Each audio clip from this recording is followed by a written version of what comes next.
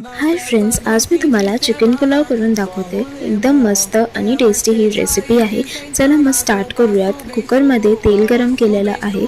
त्यानंतर इथे मी काही खडे मसाले घालते आणि आपण इथे चॉप केलेला अनियन घालूयात। तर हे 2 कांदे आहेत आणि असे मून सारखे मी असे चॉप करून घेतलेले आहेत आणि हलके ब्राऊन झाले त्यानंतर इथे मी टोमॅटो घालते। तर हे रफली चॉप टोमॅटोज आहे आणि चवीनुसार मीठ घालूयात आणि इथे मी एक वाटण टाकलेलं आहे, आलं लसूण मिरची आणि कोथिंबीर हे सगळ्याचं वाटण मी करून टाकलेलं आहे। दही घालूयात आणि इथे मी चिकन घातलेलं आहे, थोडंसं बिर्याणी एसेन्स देखील मी घातलेलं आहे। ह्याला चांगलं मिक्स करून एक 10 मिनिटं चांगलं शिजू देऊयात। त्यानंतर इथे मी तांदूळ घालणार आहे आणि आपण हे चांगलं ढवळून ह्यामध्ये पाणी ॲडजस्ट करूया। जसं तुमचं तांदूळ असेल त्याप्रमाणे तुम्ही पाणी ॲडजस्ट करू शकता। 3 शिट्ट्यानंतर इथे मी ओपन केलेलं आहे लिड आणि कोथिंबीर वरनं गार्निश केलेले आहे। आपला हा पुलाव रेडी झालेला आहे।